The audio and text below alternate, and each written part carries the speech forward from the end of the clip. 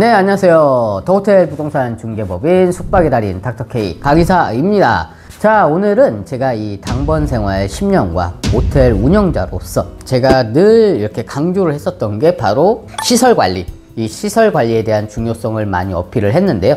그에 못지않게 중요한 게 바로 이 하나의 고객 관리. 이거는 어떻게 보면 이제 마케팅하고도 또 이렇게 연관이 될 수도 있는 부분인데, 자, 오늘은 이 제가 겪었었던 그런 경험과 이런 조금은 유쾌하지 않은 이런 다양한 상황 썰을 풀면서 그에 따른 대처를 어떻게 하면 되는지에 대해서 한번 말씀을 좀 드려볼 수 있도록 하겠습니다.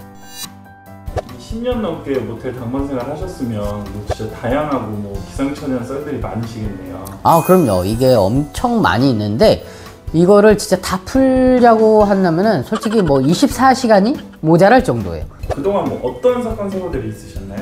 모텔에서 일을 하다 보면은 이제 좀 굵직굵직하게 일어나는 일들이 있어요. 그래서 일단 그 첫 번째로는 이런 만취 손님들이었어요.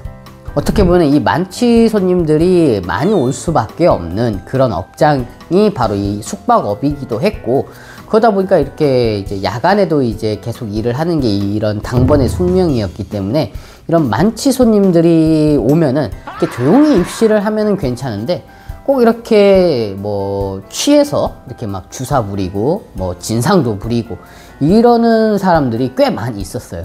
그러다 보니까 이제 거기에 따른 이런 스트레스가 처음에는 좀 많이 심했는데, 이게 일을 하다 보니까 이 사람들을 대응하는 방법은 딱 두 가지더라고요. 첫 번째, 안 받고 내보낸다. 그리고 두 번째는 그냥 빨리 객실로 그냥 들여보낸다. 요 두 개가 사실은 가장 심플하더라고요. 그래서 이제 저 같은 경우는 그렇게 막 술에 취한 사람들이 들어오면은 얘들 막 너무 이렇게 진상을 부리면은 그냥 나가라, 아니면 그냥 계산 빨리 하고 대꾸도 안 해요. 막 뭐라 취해서 얘기를 많이 하는데 네네네네 하고 그냥 계산 빨리 끊고 네 몇 호 키 주면서 몇 호 가세요 하고 그냥 바로 객실로 그냥 들여보냈습니다. 그런 식으로 이렇게 조금 대처를 했었던 걸로 이제 좀 기억이 나는 것 같아요. 자, 그 다음에 이제 두 번째, 모텔에서 일을 하다 보면은 꼭 경찰들과 이렇게 조우하는 일들이 굉장히 비일비재해요. 가끔 이 경찰분들이 이렇게 와가지고 이 사람 왔냐, 아니면 막 여러 가지 것들을 좀 물어보는 경우가 있을 수도 있어요. 그런데 내가 거기서 막 뭐를 하려고 하고 내가 막 이렇게 막 협조를 하려고 괜한 이런 막 정의감에 막 불타올라서 막 이런 걸 하다 보면은 일이 더 복잡하게 꼬이기만 해요.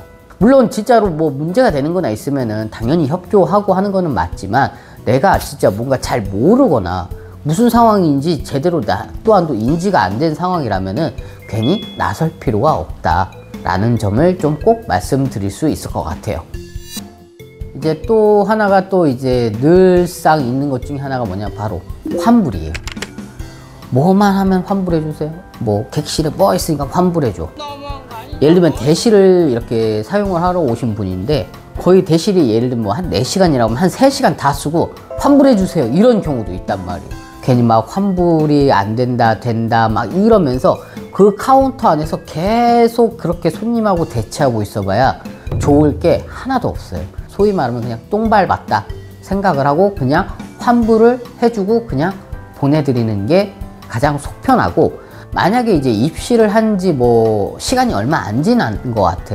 근데 막 나오면서 환불 요구하면서 막 이런다. 근데 요즘 경기도 어떻게 보면 안 좋을 수도 있는 상황에서 손님 하나 이렇게 나가는 것도 리스크잖아요.